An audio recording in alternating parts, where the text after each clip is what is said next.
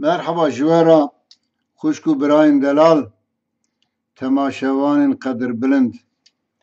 Îro 16 Adarê ye. Em îro gihîştin salvegera komkujiya bajarê Helepçê ku wek rûpeleka reş, bûyereka bextreş di dîroka gelê Kurd da ciyê xwe girtiye.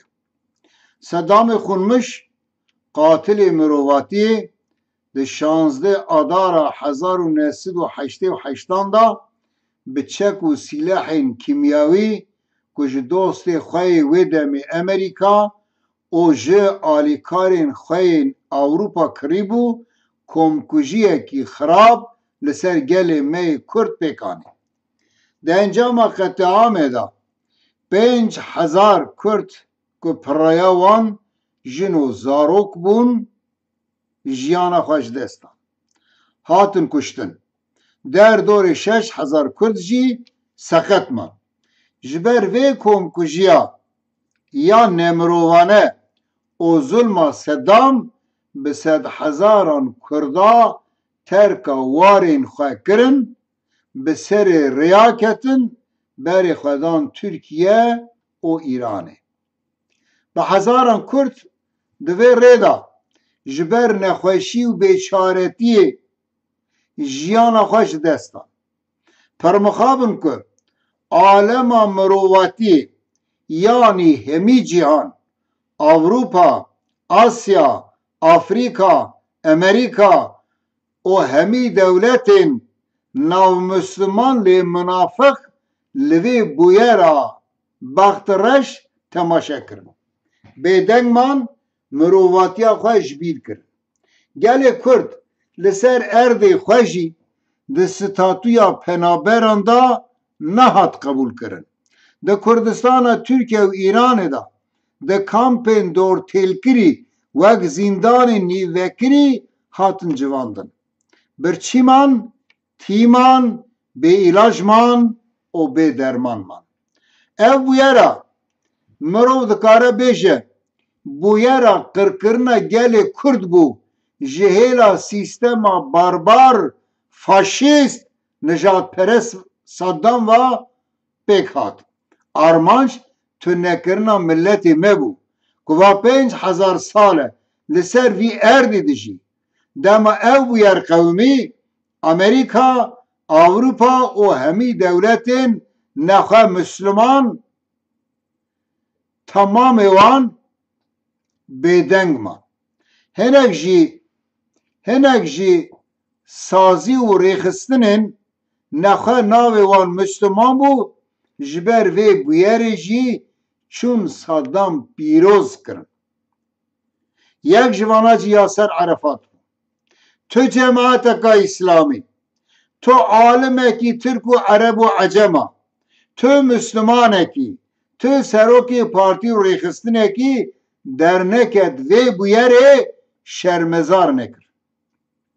Dema em basa hin nexwe alimên Ereban ku vê bûyera hanê şermezar nekirin û bi gor hin rîwayeta jî ku gotin wan jî Saddam Hüseyin pîroz kiriye, dema em wan şermezar dikin, hê jî hinekî Kurdên me yên bêaqil û nexwe divên em Müslümanin û tiştek jî İslamê fehm nekirinî jî ew însanan li hember me derdikevin me rexne dikin. Belê me got hemî cîhan li hember qetleama Helepçê bêdeng man. Wê çawa qebûl bikirina? An jî îtiraf bikarina. Lewra ewan çek û silahan wan dabû Saddam. Saddam jî çek û silahê wan li ser Kurda diceriban. Kurd bi tenê bûn, Kurd bêkes bûn, dewleta Kurda tune nebû, perê Kurda tune nebû ku dişûna Saddam da û hevalbendê wî da ji Avrupa û Amerîkayê çek û silahan bistînin. Xwedî derketina li gelê Kurd xisar dida berjewendiyên wan yên maddî. Çi qîmetek hebû bo wan ku Kurd tên kuştin? Lewra emperyalîst û dîktatorên cîhanê û hevalbendên xwe yek armancekî wan heye.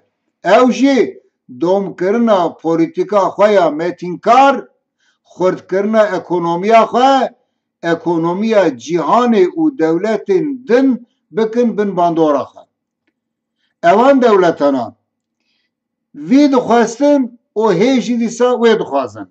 Bo vê ye ku li cîhanê komkujî çê dibin, an hinek bûyerên din diqewmin, ji wan re ew qasa ferq nake. Besbila berjewendiyê wan xisarê nebîne. Bi vê münasebetê jî komkujiya Kurdan ji wan re bifayde bû. Lewra dişûna wan çek û silahên ku Seddam li ser Kurda bi kar anî bû, wê hinek çek û silahê dinê dîsa bifrotina wan. Ji wan re deriyê bazarê vedibû.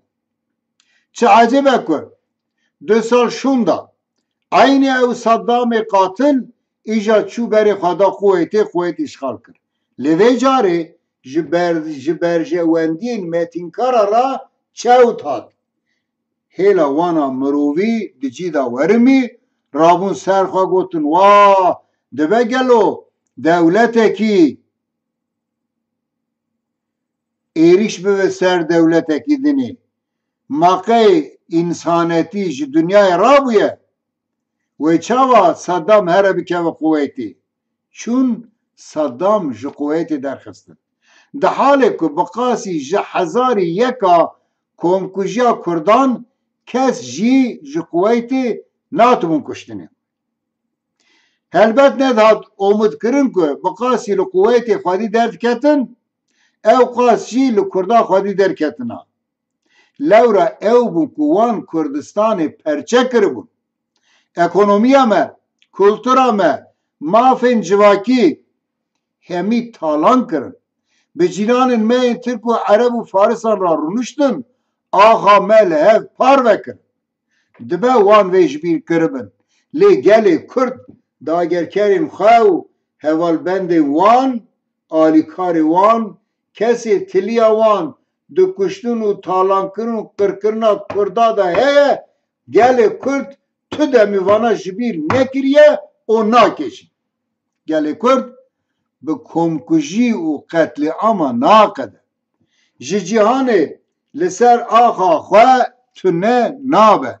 Veya êdî hemî cîhanê dagerkerên Kurdistanê û qatilên wek Seddam, dîktatorên wekî Seddam baş fêm kirine. Va çend qirne ku bi tev dostên xwe yên emperyalîst vê ceribandin.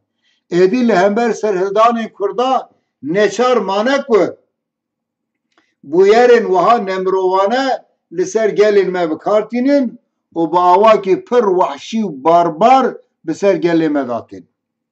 Belê ta emperyalîst li cîhanê bijîn, wê kes an milletên bindest û mezlûm jî hebin. Helepçe di dîroka komkujiya cîhanê da ne herêma yekemîn e û ne jî ya dawiyê ye. Helbet qatil û zalim hebin wê qetleam jî çêbin. Lewra va rengê mirovatiya emperyalîst û hevalbendê wan e. Lê gerek ev jî ne ji bîr kirin.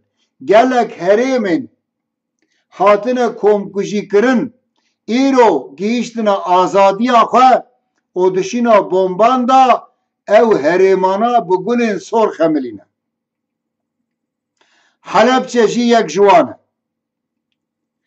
Di sala 1988 da dixwestin Helepçê ji erdnîgariya cîhanê rakin. Lê îro ala rengîn li ser axa Helepçê bilind bûye li ba dikeve. Em hêvîdarin ku her kesek ji vê dersekê bigire. Dibe ku gelê Kurd hatibe kuştin. Dibe ku gelê Kurd hatibe pelçikandin. Dibe ku gelê Kurd hatibe komkujîkirin, hatibe sürgûnkirin. Lê Kurd tu demî nabe esîrê kesî. Kurd koletiyê qebûl nekiriye û ji vir şûnda jî nake.